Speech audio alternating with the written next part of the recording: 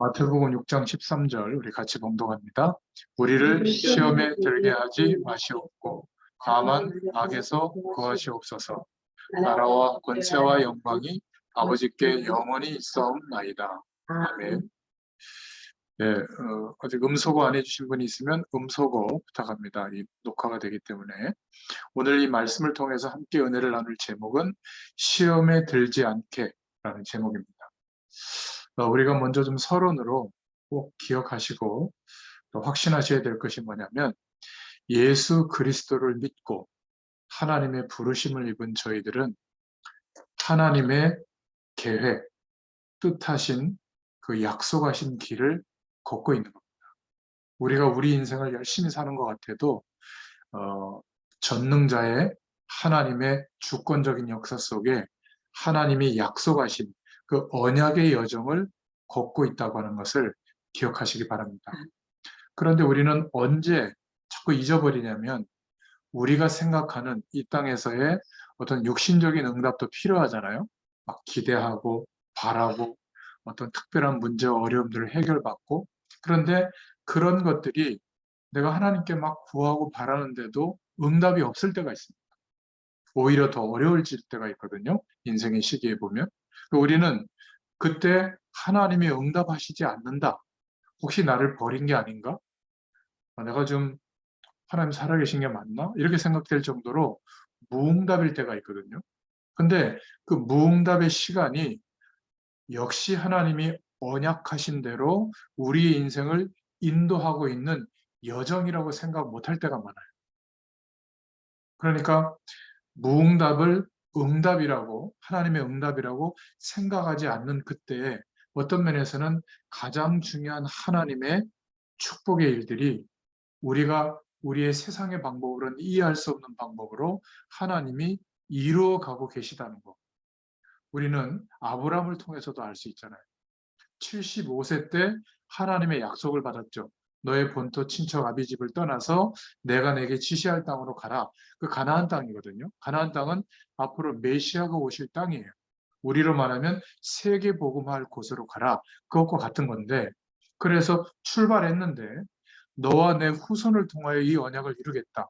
약속한 대로 아들을 주시겠다고 했는데 100세까지 응답이 없었습니다. 25년 동안 응답이 없기 때문에 이런저런 불신앙을 하고 이런저런 문제와 어려움들을 통과했는데요. 그러니까 그 시간에 하나님은 그 모든 주변 국가들 그리고 애국까지 준비하고 광야의 시간까지 준비해서 하나님의 약속이 이루어지도록 25년 동안 준비하셨거든요. 근데 모세 입장에서 봤을 때는 믿을 수 없는 일이죠. 생물학적으로 아이를 낳을 수 없는데도 하나님의 약속이 이루어진다? 결국 아브라함의 그 믿음, 하나님께서 언약하신 일을 이루어 가신다고 하는 믿음이 25년 만에 온 겁니다.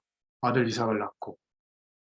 결국 그 이삭을 번제로 드리려고 할 때도 그 시험을 통과하게 되죠. 여러분, 요셉도 보면 하나님의 약속을 꿈으로 어린 시절에 봤지만 그 약속을 붙잡고 얼마나 기도했겠어요? 그런데 17년 동안 아무 응답이 없었어요. 오히려 형들의 미움을 받아서 노예로 팔려갔고 그 노예 현장에서 열심히 성실하게 일했는데 오히려 모함을 받고 감옥에 들어간 겁니다. 30세까지 응답이 없었어요. 근데 하나님은 무엇을 준비하셨죠? 총리라고 하는 애굽의 그 당시의 법에 30세가 돼야 중직에 등용이 되거든요. 그러니까 30세까지 경제 공부를 시키고 보디발의 집에서 또 감옥에 들어가면 정치범 수용소이기 때문에 거기에서 정치를 배우게 한 겁니다. 아무 응답이 없는 게 아니라 하나님의 언약이 이루어지고 있는 거거든요. 우리는 세상적인 눈으로 볼 때 돈 많이 벌고 성공하고 잘 되고 사회적 위치를 차지하고 이런 것만 우리는 응답이라고 생각해요. 그런 기대감으로 하나님을 바라볼 때가 많습니다.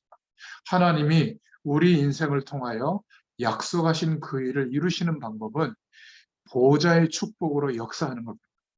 우리가 시공간을 초월하시는 하나님의 은혜와 능력을 알게 되도록 아무 응답이 없는 그때 하나님이 준비하신 것들을 보여주시거든요. 한나도 보면 그렇게 기도했지만 헛된 기도를 했을 때는 응답이 없다가 나실인에 대한 머리를 자르지 않고 하나님의 약속대로 키우겠으니 내게 그냥 아이가 아니라 나실인으로 세울 아이를 주옵소서. 이렇게 기도했을 때 하나님이 즉각 응답하시잖아요. 그 인물이 바로 사무엘입니다.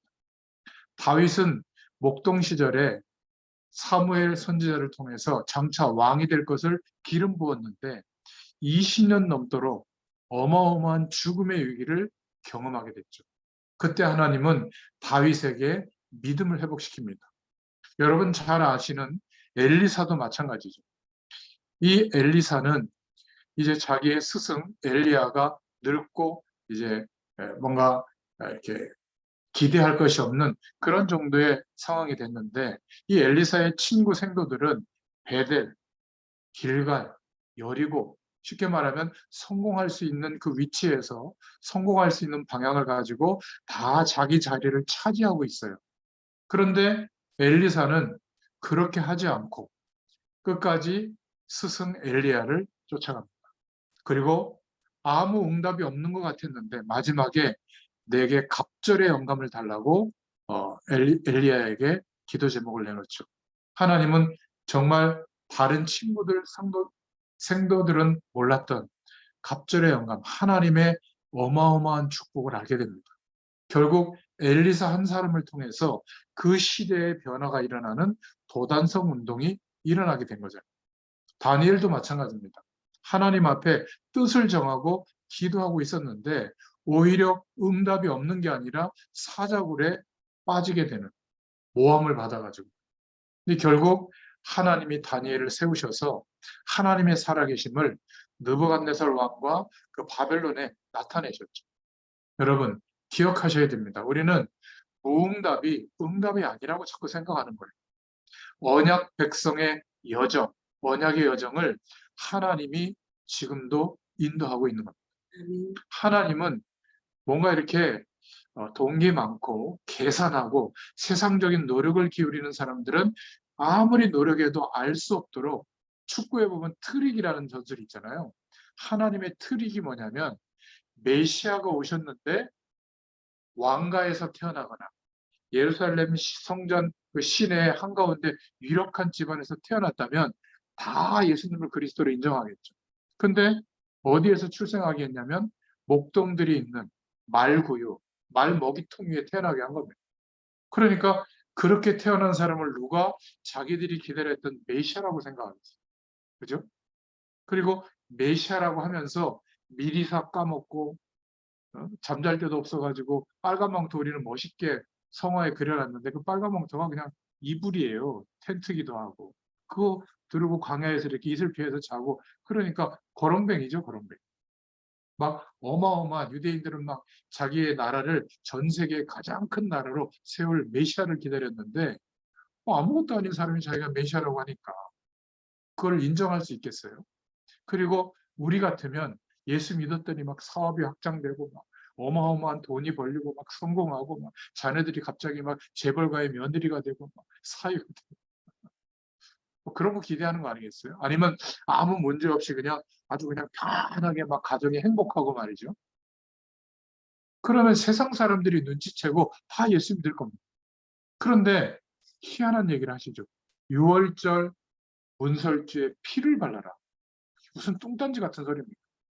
피 안 바르면 몰라요. 근데 피를 바르면 모든 문제에서 해방이 돼요. 예수님이 하신 그리스도의 일을 믿는 믿음이 하나님이 보시는 기준이에요. 그 사람의 됨됨이, 성공의 기준, 헌금을 얼마나 많이 하느냐, 하나님 앞에 얼마나 충성되어 일하느냐, 그것은 우리가 갖고 있는 기준들이지만 하나님이 보는 기준은 완벽한 하나님의 축복을 누릴 수 있는 길을 예수 그리스도를 통해서 완성해 주셨기 때문에 하나님이 이것을 감춰두신 거예요. 예수님을 그리스도로 믿는 믿음이 이 세상의 어떤 것보다 가장 중요한 하나님의 유일한 답이구나. 이렇게 인정하고 믿는 사람에게 하나님의 놀라운 축복을 알게 하시는 겁니다. 아무리 공부를 많이 해도요. 아무리 성공해도 영적으로는 모를 수 있어요. 이게 참 중요합니다. 지금도 마찬가지예요.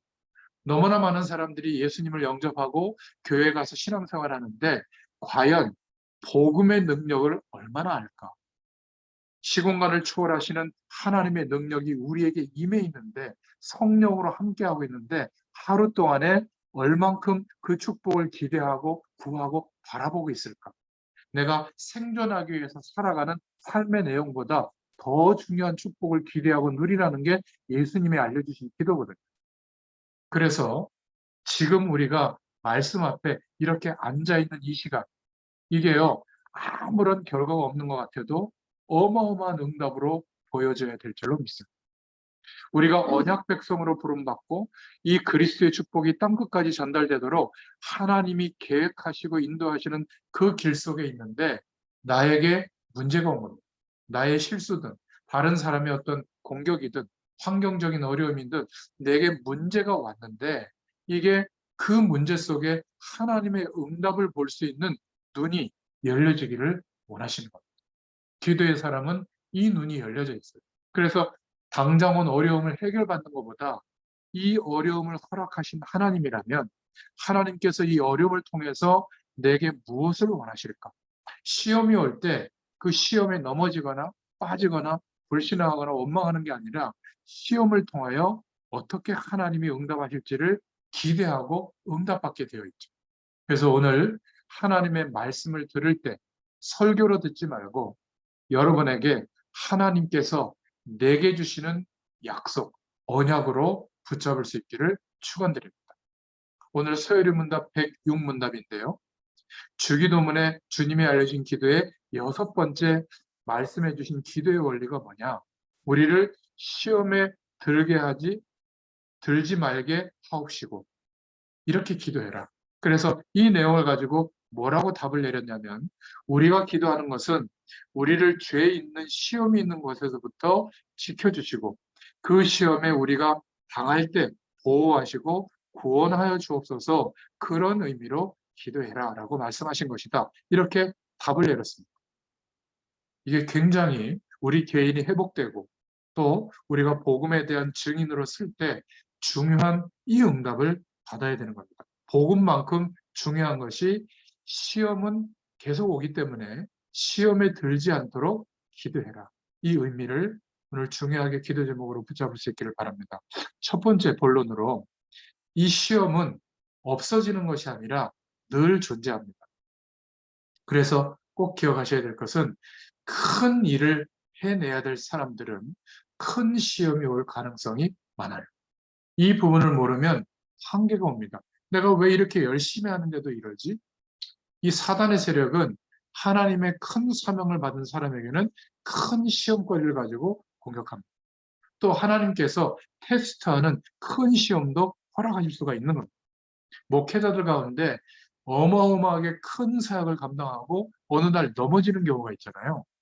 그래서 그런 겁니다. 큰 시험이 올 수도 있는 거예요. 그렇다면 거기에 대해서 가족들이나 교인들이 그 목사님에 대해서 기도하는 내용이 좀 달라야 되겠죠. 또 평상시 평안한 시대가 아니라 어마어마한 환란의 시대 같으면 큰 시험이 오는 겁니다. 거기에 대해서 우리가 기도해야 되는 중심이 달라야 되는 거죠. 환란이라니까 막 전쟁이 터지고 막 전염병이 돌고 이것도 환란이지만 가장 큰 환란은 노아 시대가 되는 거거든요. 노아 시대는 발전했어요. 그런데 하나님이 볼 때는 심판할 수밖에 없는 시대로 보신 겁니다. 그 시대가 뭐죠?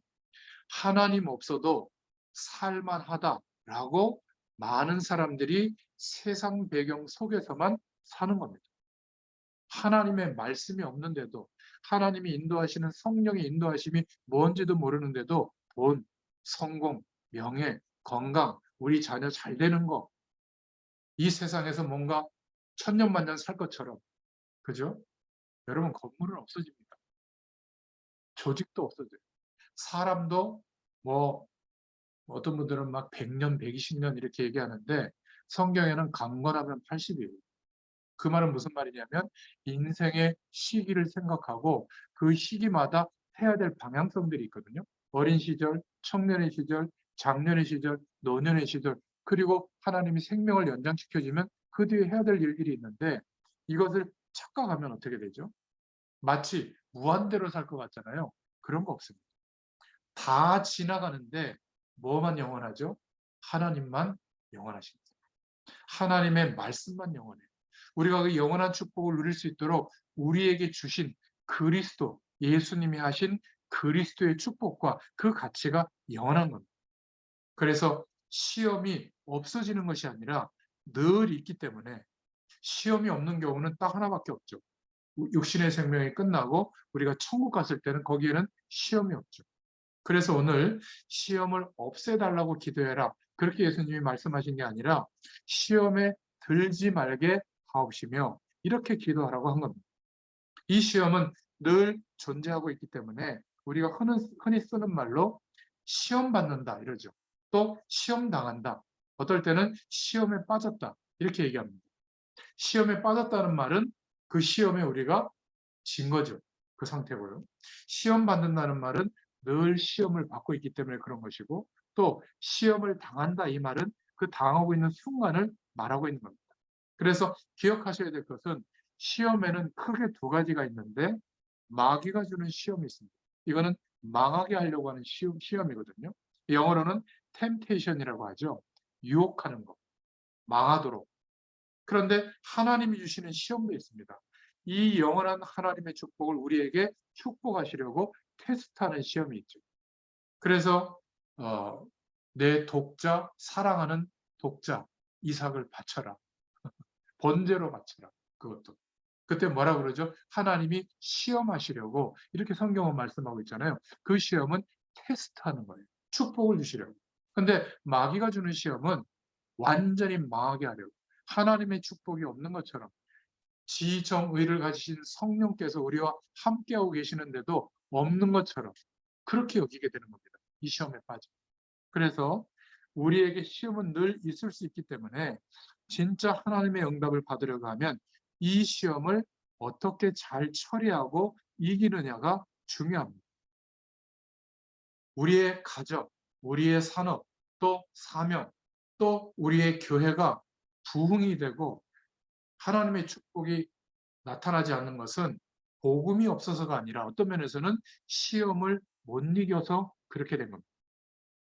여러 가지 하나님의 축복을 못 받고 자꾸 어려움이 오고 무너지는 것은 실패 때문이 아니라 이 시험을 못 이겨서 그래요. 시험을 못 이기면 한계가 와버려요.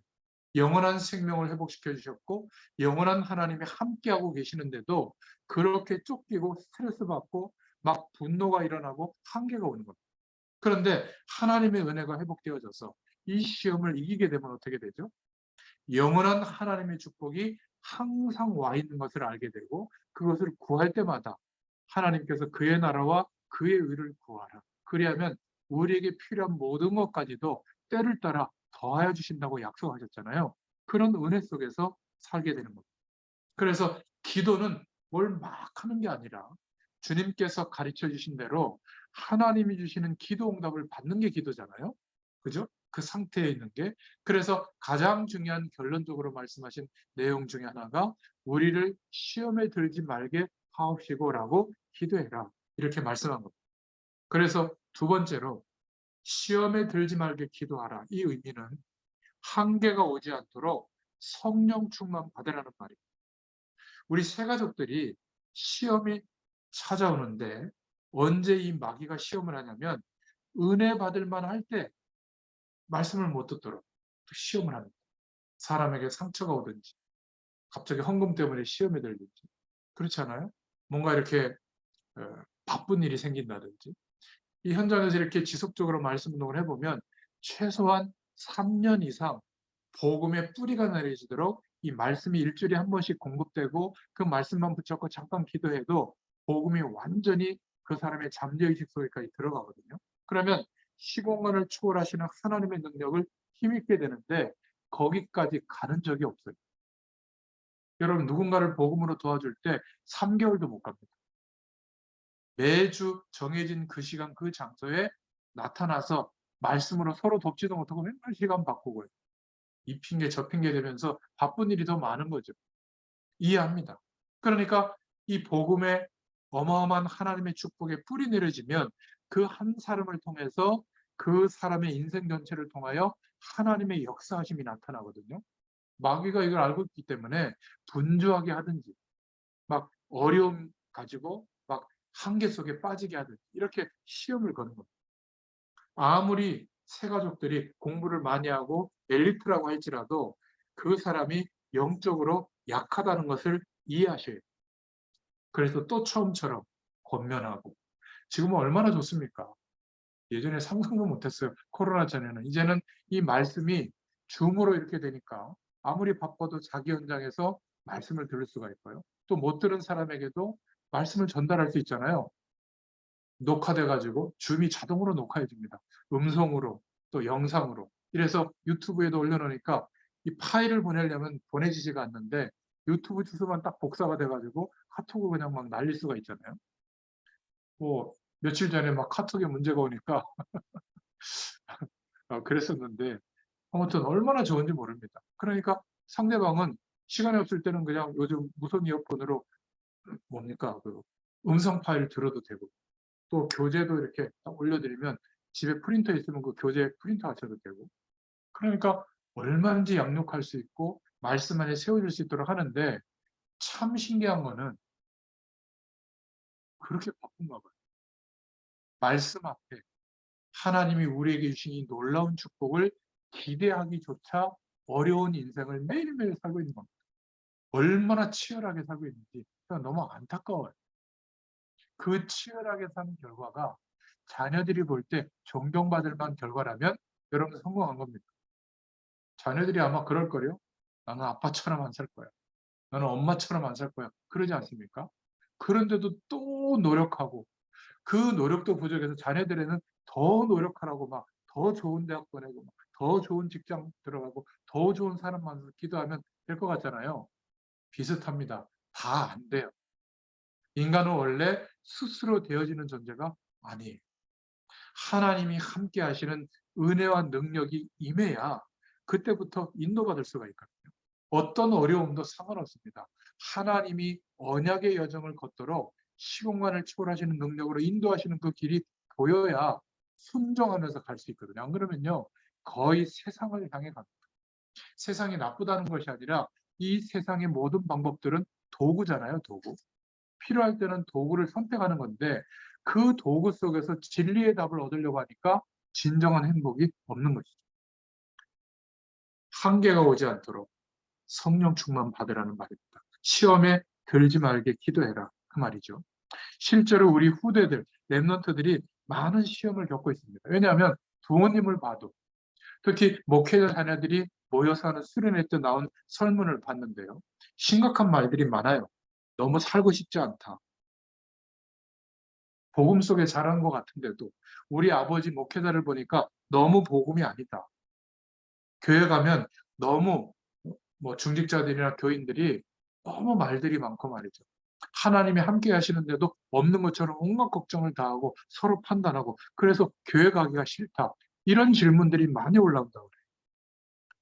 저와 여러분을 통해서 우리의 후대들이 정말 하나님 바라보면 되는구나.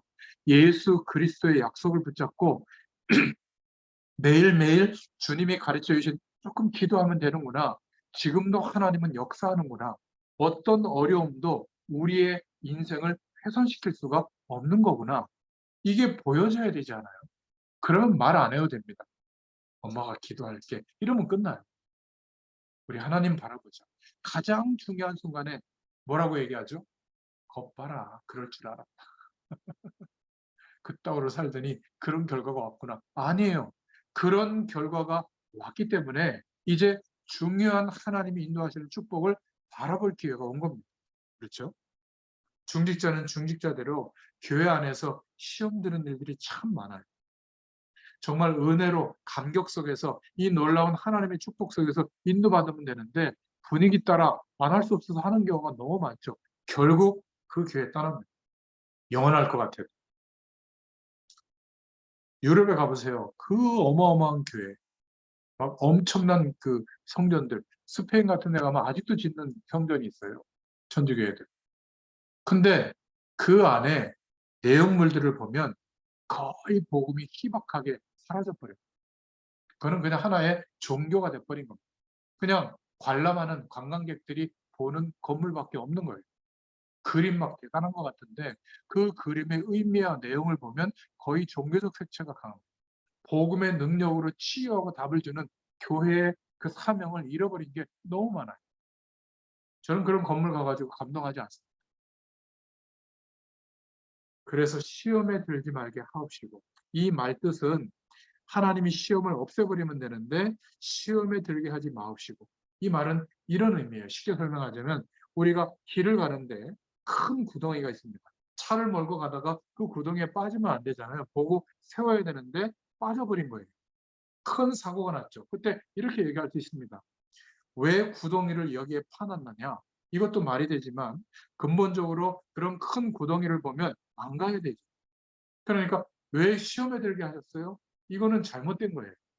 시험이 늘 있기 때문에 시험에 들 수 있지만 시험을 완전히 빠져서 시험에 당해서 불신앙하고 세상적으로 완전히 타락하는 그것은 우리 몫인 겁니다. 시험에 들지 않도록 기도해라. 몸에 종기가 나고 있는데 너무너무 괴로워요. 잠자고 있는 동생이 자다가 뒤척이면서 내 종기 난 부분을 탁 건들 수가 있잖아요. 두드려 팹니까? 이게 날 건드렸다고? 그거는 동생이 건든 것도 문제지만 본인이 종기가 난 게 문제잖아요. 그죠? 시험이 온 게 문제가 아니라 이 시험을 어떻게 해결하느냐, 이 답을 우리가 가져야 될 줄로 믿습니다. 시험은 없을 수가 없어요. 살아있는 동안에는 늘 시험거리가 있습니다. 그래서 마태복음 26장 41절에 예수님께서 직접 말씀하시기를 시험에 들지 않게 기도해라. 또 고린도서 10장 13절에는 우리가 시험 될 때 기도한다면 그 시험을 능히 이길 수가 있다. 이렇게 말하고 있죠. 성경 66권 전체도 우리가 이길 수 없는 시험이 오면 그때마다 하나님의 기적이 일어났어요. 언제든지 그렇습니다. 우리가 감당할 수 없는 시험이 왔을 때는 기도의 배경을 통해서 가장 중요한 응답을 누릴 수 있게 되는 겁니다. 시험에 그렇게 쉽게 빠지고 무너지는 이유가 뭘까요? 하나밖에 없어요. 하나님의 계획을 모르고 있는 겁니다. 그래서 세 번째로 시험이 왔을 때 반드시 깨달아야 할 것은 하나님의 계획, 언약대로 우리를 인도하신다는 것을 믿어야 됩니다. 세계 복음화할 만한 인생으로 우리의 모든 삶 속에 붙여진 사람들에게 이 복음의 영광을 나타낼 수 있도록 우리의 인생을 인도하시는 하나님의 계획이 반드시 이루어지고 있다는 것을 시험이 왔을 때도 깨달아야 됩니다. 그런데 구원받은 우리가 불신자들이 사는 방법으로 살면 돈을 따라가고 사람에 의지하고 환경을 생각하고 우리의 연약함을 막 과대포장하고 그러면 쉽게 시험에 빠지죠. 문제가 오면 하나님의 뜻이 뭘까? 이래야 되는데 왜 나한테 이런 어려움을 주지? 저 사람 확 죽여버릴까? 어? 헤어질까? 끝낼까? 직장 바꿔버릴까? 교회 바꿔버릴까? 이게 불신자들의 방법이거든요. 하나님이 왜 우리 가족에게 이렇게 어려움을 주셨을까? 이것을 두고 주님이 알려주신 대로 기도하기 시작하면 하나님의 놀라운 축복이 그 속에서 회복이 되거든요. 근데 원망해버리면 그거는 그때부터 방법을 찾는 모든 것이 불신자 방식이 되는 겁니다. 하나님이 없는 것처럼 답을 찾는 거거든요. 어떤 경우에도 와 있는 시험과 어려움을 이겨낼 수가 없어요. 그때부터. 이렇게 시험 들어있는 사람들이 우리의 삶 속의 현장에는 많습니다. 여러분이 복음 안에서 증인으로서 서서 잘 도와줄 수 있기를 바랍니다. 혹시 부부싸움에서 오거든 도대체 그런 남자하고 어떻게 지금까지 살았냐? 나 같으면 당장 헤어진다. 너 대단하네. 어떻게 그런 인간하고 사냐? 어떻게 그런 직장에서 그렇게 견뎠냐? 어떻게 그런 교회에서 그렇게 신앙생활 했냐? 절대 그러지 마세요. 우리는 어떻게 말해줘야죠? 하나님 앞에 기도할 시간이 온 것 같다. 남편 위해서, 아내 위해서, 그 직장과 회사를 위해서, 교회를 위해서 진짜 하나님 앞에 기도해 볼 때가 왔다. 이렇게 알려줘야 되잖아요. 시험이 왔을 때 그냥 맞장구 쳐가지고 나 같으면 막 더 한다 막 이래버리고 그런 문제가 있는 거죠. 시험이 왔을 때 몇 가지 깨달을 중요한 하나님의 계획이 있는데 첫 번째는 시험이 왔을 때 하나님 앞에 서는 기회가 왔구나. 이렇게 생각하시기 바랍니다. 완전히 내가 잘못했든 누가 잘못했든 하나님 앞에 설 수 있는 기회가 온 겁니다. 이래야 해결이 돼요. 시편 81편에 보면 여호와를 바라라. 너는 여호와를 바라고 그러면 내가 능한 손을 들어서 역사하겠다. 이스라엘아 여호와를 청종해라. 언제요? 시험이 왔을 때. 그 하나님을 바라본다는 게 뭐죠? 복음의 사실을 점검해 봐야죠. 내가 생명 얻은 하나님의 백성이 맞다면, 그리고 하나님 앞에서 내가 지금까지 어떻게 살아왔는지, 왜 이런 문제가 왔는지 점검해 봐야 되잖아요. 내 인생의 방향이 세상 속에서 그냥 있었는지, 하나님이 이 세계복음의 방향 속에 인도하는 그 언약의 여정으로 하루하루를 인도받는 점검해 보고요. 그리고 우리의 삶을 점검하는 중요한 기회가 온 겁니다. 시험이 왔을 때 크든 작든 하나님 앞에서는 아주 중요한 기회가 되어야 될 줄로 믿습니다. 그래서 두 번째로 시험이 왔을 때는 하나님께서 중요한 하나님의 축복을 두고 우리의 방법으로는 안 되니 갱신하는, 특히 산업 현장에서 어려움을 많이 겪고 뭐 그런 것들이 당연하죠. 그 산업 현장에 노력했던 방법으로는 세계 복음화 할 수 없기 때문에 하나님의 시공간을 초월하는 이 축복을 누리는 그 사람이 산업해야 되는 거예요. 그 사람이 성실하게 일해야 되는 거예요. 그때 하나님의 능력이 그 사람에 나타나는 것이지, 기업이 잘 되고 내가 경제적으로 부유해져서 그것을 하나님께 도와주는, 헌신한다고 하나님의 일이 되는 게 아니에요. 우리는 자꾸 거꾸로 생각하고 있거든요. 그러니까 약간 경제적으로 넉넉할 때는 하나님의 일을 한다고 생각하는데, 경제적으로 막 코너에 몰렸을 때는 하나님의 일을 못할 신분이라고 생각해요. 똑같습니다. 보리떡 5개 드리는 거나 쌀 500가마니 드리는 거나 하나님 편에서는 같은 수준이에요. 하나님이 역사해야만 하나님의 일이 진행되는 겁니다. 이걸 믿으셔야 돼요. 이 눈이 바뀌어야 됩니다. 그러니까 하나님이 트릭을 쓰셔서 절대 세상적인 배경으로 하나님의 일을 알 수 없도록 가려놓은 겁니다. 이렇게 몇 사람 모이는 거하고 한 막 몇천 명 모이는 거하고 10,000명 모이는 거하고 어떤 게 더 큰 것 같아요? 복음의 사람들이 10,000명 모이면 대단하죠. 그러나 몇 사람이 이 시공간을 초월하시는 하나님의 능력을 소유하고 있다. 이 몇 사람이 더 커요. 이게 하나님의 방법이에요. 이게 믿어져야 되는 겁니다. 그래야 세상적인 욕심이 사라져요.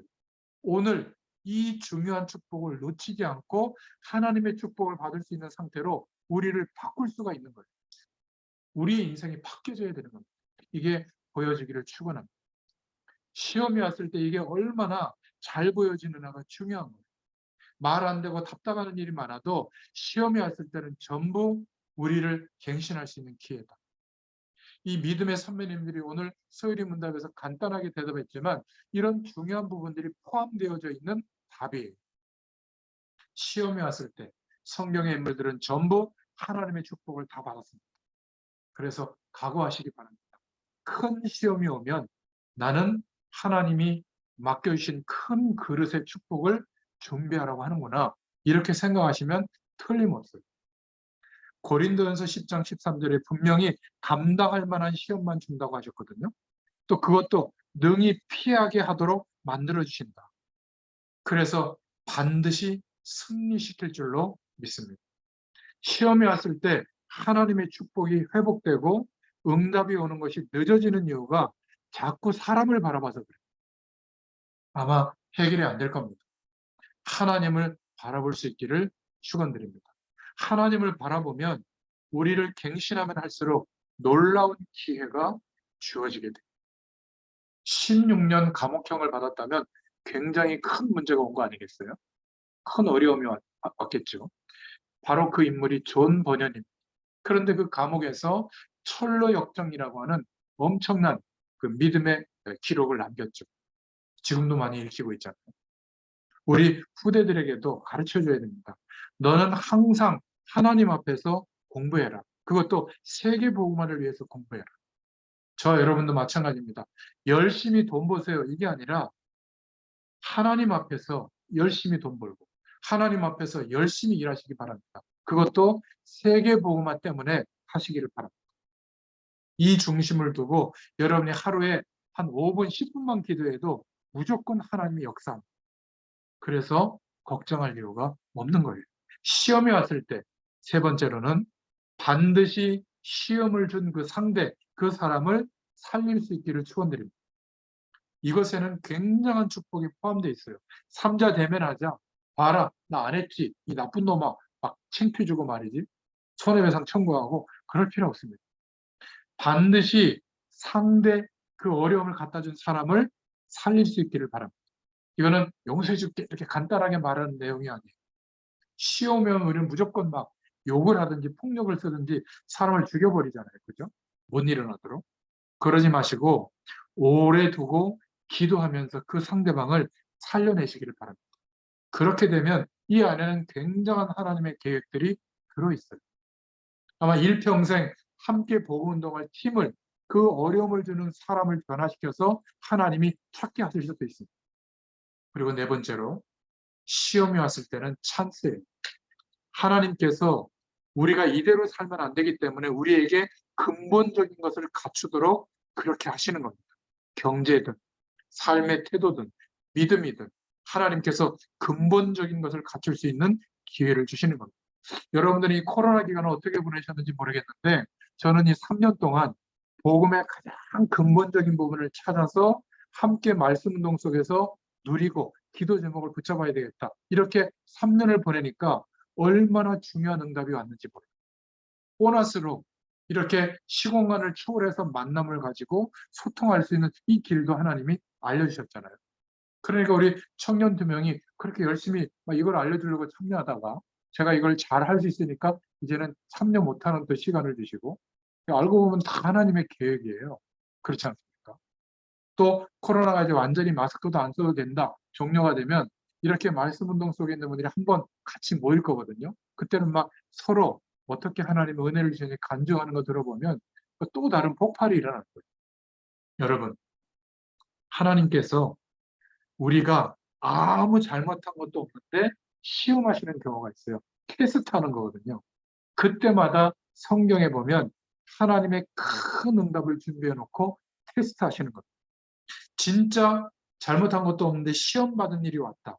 그거는 하나님께서 시대적인 계획을 가지시고 우리를 인도하시는 순간이라는 것을 기억하시기를 축원드립니다. 그래서 오늘 결론입니다. 우리와 가장 가까운 사람들에게 또 우리 후대들에게 꼭 얘기해 줘야 돼요. 뭐죠? 작은 시험, 큰 시험 전부 축복의 기회로 만들어라. 이게 기도예요. 뭘 자꾸 막 미사여구를 동원해서 막 대단하게 기도하는 그것도 기도지만 그거는 힘든 기도예요. 작은 시험, 큰 시험이 왔을 때 우리 인생을 두고 하나님의 축복의 기회로 만드는 것이 주님이 가르쳐 주신 기도입니다. 그 내용이 시험에 들지 말게 하옵시며라고 기도하라는 거예요. 이 축복을 누릴 수 있기를 바랍니다. 어떻게 보면 이게 어려울 수가 있어요. 그런데 반대로 생각해 보면 굉장히 좋은 기회가 되는 겁니다. 자, 그러면 두 번째 결론으로 모든 사건, 모든 사람, 모든 것 속에서 감사할 수 있게 됩니다. 아니, 목사님, 어려움이 와 있는데 어떻게 감사합니까? 힘든데. 왜냐하면 그 뒤에 하나님의 놀라운 계획이 있는 것이 맞기 때문에 우리는 이것이 보여지고 응답을 받고 있으면 감사할 수 있는 겁니다.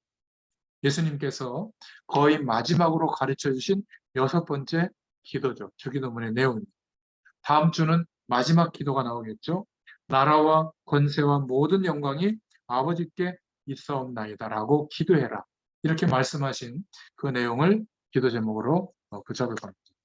여러분, 하나님께서 우리를 언약을 주시고 복음의 말씀을 주시고 세계복음화의 방향대로 우리의 인생을 언약의 여정을 걷도록 인도하시는 이유가 있어요.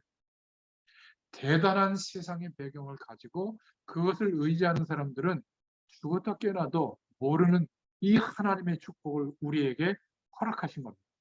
너무 연약해서 우리와 세상의 배경을 의지할 길이 없어서 복음을 의지한 거예요. 이게 얼마나 큰 축복인지 모릅니다. 그래서 절대 불가능하던 우리 인생이 이제는 그리스도로 말미암아 절대 가능한 인생으로 절대 가능한 축복이 전달되도록 우리 인생을 통하여 하나님이 역사하실 줄로 믿습니다. 시험에 들지 않게 기도해라. 이 사실을 기억하시고 또 승리하시는 한 주간 되시기를 축원드립니다. 하나님 감사합니다. 오늘도 주의 말씀을 우리에게 허락하시고 기도의 축복을 누릴 수 있도록 응답의 방향을 허락하심을 감사합니다. 하나님을 바라볼 때마다 우리에게 와 있고 앞으로도 올 수 있는 가능성이 있는 모든 시험에서 승리하게 되도록 오히려 모든 것이 기회요, 모든 것이 축복의 가장 중요한 은혜의 시간인 것을 기억하고 절대로 시험에 빠지거나 무너지지 않도록 주의 성령께서 인도해 주시기를 소원합니다. 감사드리며 예수님의 이름으로 간절히 축복하옵고 기도하옵나이다. 아멘. 감사합니다. 감사합니다. 감사합니다.